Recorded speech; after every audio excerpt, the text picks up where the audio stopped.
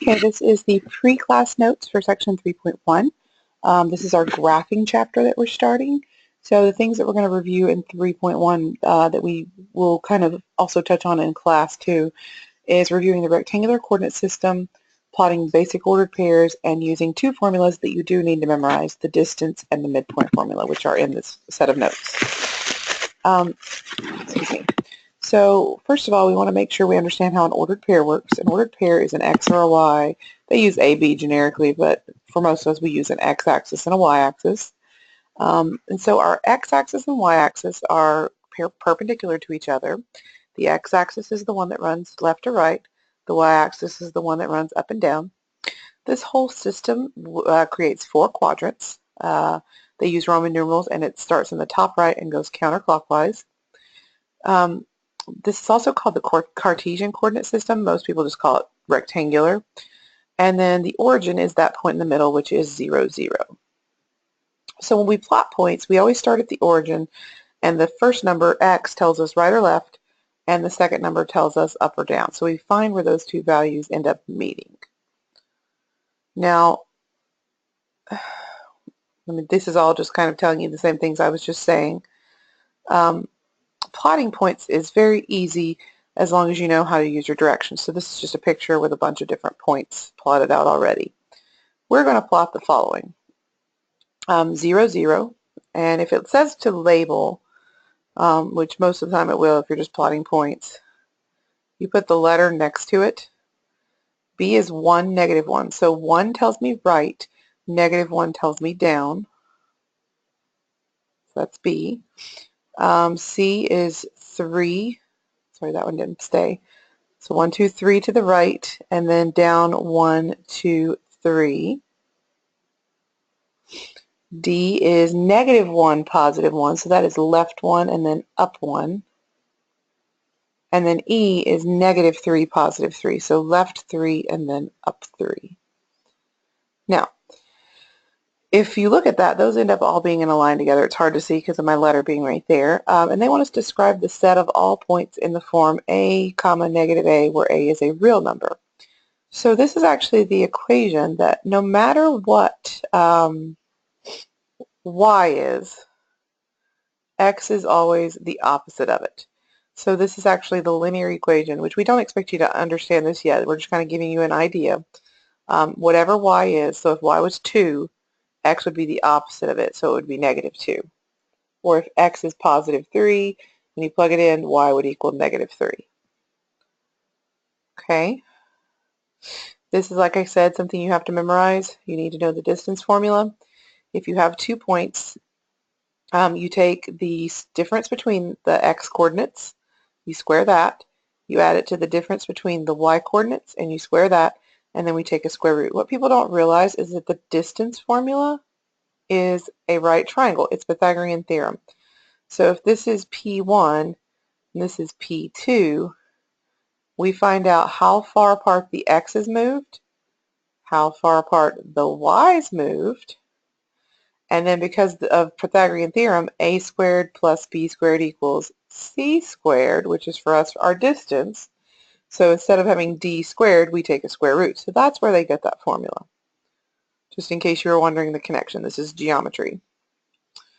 Midpoint formula is very easy. You take the x's. You don't subtract them here. A lot of people mix up midpoint and distance.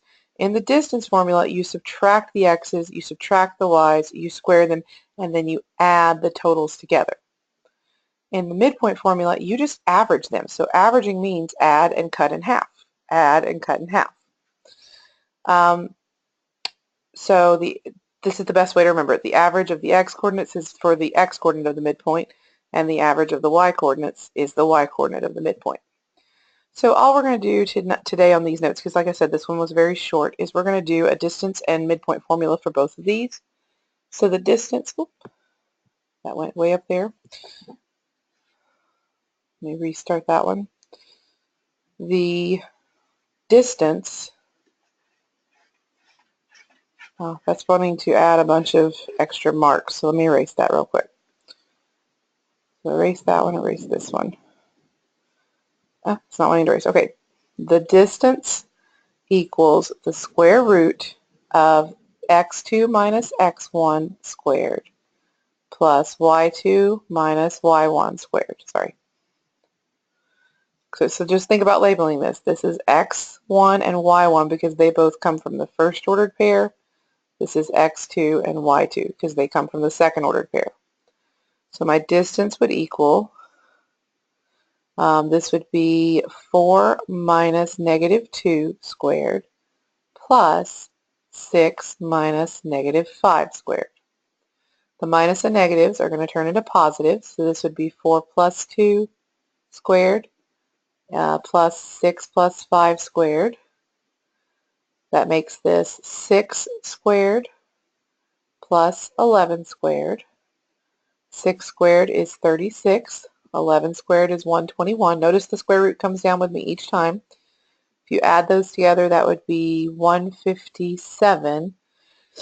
And we just have to ask ourselves if 157 is got any perfect squares that go into it. So one thing we can try is try to divide it by things. Obviously 1 goes into it. So this is how I would check if I don't know. Is 157 divided by 2? No, obviously not. By 3? No, doesn't go evenly. By 4? No. By 5? No. By 6? No. By 7? No. Notice this number as we divide gets smaller and smaller. We know we're done when the number you get after hitting enter is smaller than the one you divided by. So that's how you can check. Divided by 8. Nope. Divided by 9. Nope. Not 10. Does 11 work? Nope. And we're getting closer and closer together. 12 doesn't work, but we'll double check. And then 13 doesn't work, and now this is smaller than 13. So the only factors of 157 are 1 and 157. So this is what we would call the reduced answer. You do not go to decimals unless they ask you to. If they say exact answer, they are looking for the radical. And then the midpoint, you take the x's, you write them together by adding them, and then you cut it in half. You take the y's, you add them together, you cut it in half. This is 4 minus 2, so that would be 2. Divided by 2 would be 1. 6 minus 5 is 1, and you can't cut 1 in half, so we just leave it as a fraction. So there's our midpoint. Let's look at our second one. Same thing. The distance formula for this would be square root negative 2 minus 2 squared plus 6 minus 6 squared. So that is negative 4 squared plus 0 squared. That would be 16 plus 0, so that's just square root of 16, and that one does work out evenly. So the distance between these 2 points would measure 4 units. And then the midpoint is you take the x's, you add them together, cut it in half. You add the y's together, you cut them in half. 6 plus 6 is 12, divided by 2 is 6.